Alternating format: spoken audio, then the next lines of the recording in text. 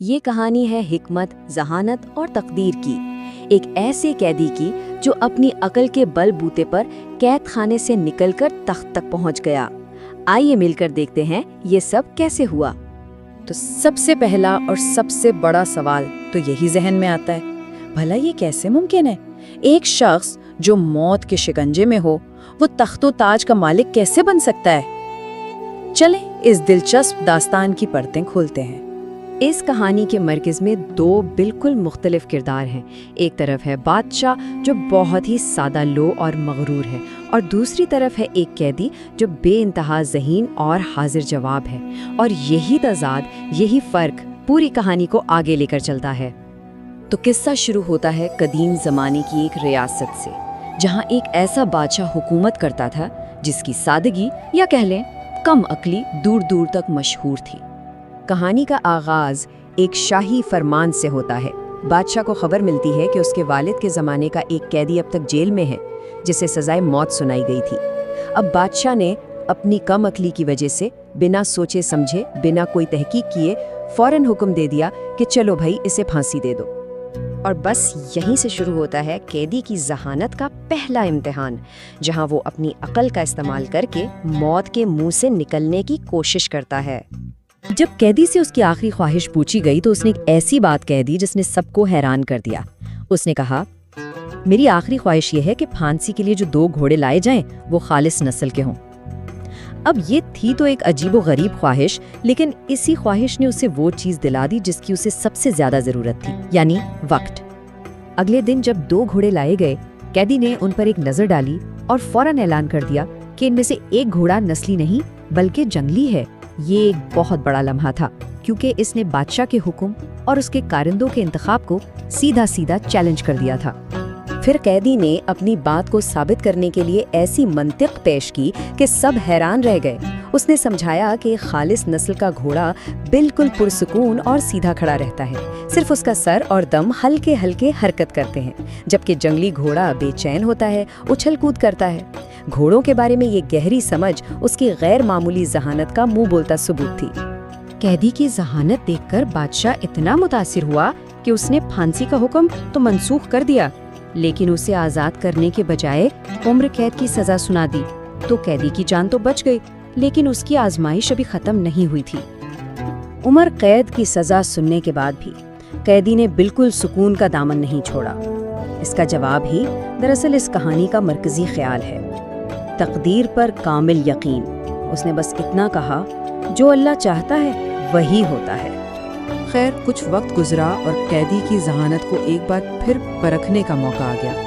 ہوا یوں کہ ایک دن ایک تاجر بادشاہ کے دربار میں ایک بہت ہی قیمتی ہیروں کا ہار لے کر آیا۔ بادشاہ کو ہار تو بہت پسند آیا، لیکن اسے شک گزرا کہ یہ ہیرے اصلی ہیں بھی یا نہیں۔ فوراً اس کے ذہن میں وہ ذہین قیدی کا خیال آیا اور اسے دربار میں بلوا لیا گیا۔ قیدی کا طریقہ ایک بار پھر انتہائی سادہ لیکن بہت شاندار تھا۔ اس نے ہار کو سورج کی روشنی میں رکھا اور سب کو سمجھایا کہ اصلی ہیرا دھوپ میں کبھی گرم نہیں ہوتا، وہ ٹھنڈا ہی رہتا ہے، جبکہ نقلی پتھر فوراً تپنے لگتا ہے۔ اور اس طرح اس نے ثابت کر دیا کہ ہار میں زیادہ تر ہیرے نقلی ہیں۔ اچھا، تو ریاست کو اتنے بڑے فراڈ سے بچانے پر بادشاہ نے قیدی کو انعام میں کیا دیا ہوگا؟ صرف 5 روٹیاں؟ بادشاہ کا یہ عجیب و غریب اور مضحکہ خیز انعام ہی آگے چل کر کہانی کا سب سے اہم موڑ ثابت ہوا۔ بادشاہ کے دیے گئے اس چھوٹے سے انعام نے ایک ایسے راز سے پردہ اٹھا دیا جو سلطنت کی بنیادیں ہلا کر رکھ سکتا تھا۔ جب سپاہی قیدی کو واپس جیل لے جا رہے تھے تو اس نے جان بوجھ کر بادشاہ کے مشیروں کے سامنے یہ جملہ کسا۔ اس نے بادشاہ کو نان بائی کا بیٹا کہہ دیا، جو کہ ایک بادشاہ کے لیے بہت بڑی توہین تھی۔ یہ بات سن کر تو بادشاہ غصے سے لال پیلا ہو گیا، لیکن اس کی انا نے اسے مجبور کیا کہ وہ اس بات کی تہہ تک پہنچے۔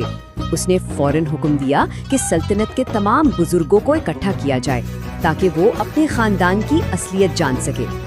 دربار میں بزرگوں نے وہ راز کھول دیا جو نسلوں سے چھپایا جا رہا تھا۔ انہوں نے بتایا کہ اصل میں اس ملک کا ایک حقیقی بادشاہ تھا جس کی بیٹی کو اغوا کر لیا گیا تھا۔ तब मौजूदा बादशाह के वालिद, जो एक बहादुर नानबाई थे, उन्होंने शहजादी को बचाया और इनाम के तौर पर उन्हें तख्त सौंप दिया गया। यहाँ कैदी की जहानत अपने अरूज पर नजर आती है। उसने बादशाह को बताया कि उसे ये सब कैसे पता चला। उसने कहा कि ये नतीजा उसने उस छोटे से इनाम से निकाला। सिर्फ एक नानबाई का बेटा ही हिकमत जैसी अनमोल चीज का सिला 5 रोटियां दे सकता है, क्योंकि इसकी नज़र में सबसे कीमती चीज रोटी ही है। अब कहानी अपने अंजाम की तरफ बढ़ रही है, जहां उसका हल और उसमें छुपा ताकतवर सबक हमारे सामने आता है। और फिर कहानी का सबसे बड़ा राज सामने आता है। कैदी ने बताया कि वो कोई आम मुजरिम नहीं, बल्कि उसी असल बादशाह का नवासा और तख्त का हकीकी वारिस है। नानबाई बादशाह ने तख्त पर कब्जा करने के बाद खौफ की वजह से उसे और उसके पूरे खानदान को कैद करवा दिया था। तो इस पूरी तमसील से हमें क्या अहम सबक मिलते हैं? पहला ये कि सच्ची क़यादत काबिलियत से आती है, सिर्फ शाही खानदान में पैदा होने से नहीं। दूसरा ये कि अगर तकदीर में कुछ लिखा है तो कैद खाने की दीवारें भी उसे नहीं रोक सकती। और तीसरा कि एक नाअहल हुक्मरान सिर्फ खुद नहीं डूबता, बल्कि पूरी कौम को ले डूबता है। ये एक जुमला पूरी कहानी के पैगाम का निचोड़ है। अहलियत और तकदीर ही सब कुछ हैं। ओहदा और ताकत किसी नाअहल शख्स को इज्जत नहीं दिला सकते। और आखिर में एक सवाल जो सोचने पर मजबूर करता है, क्या हर बड़े ओहदे के लिए इतनी ही बड़ी हिकमत और काबिलियत की ज़रूरत नहीं होती?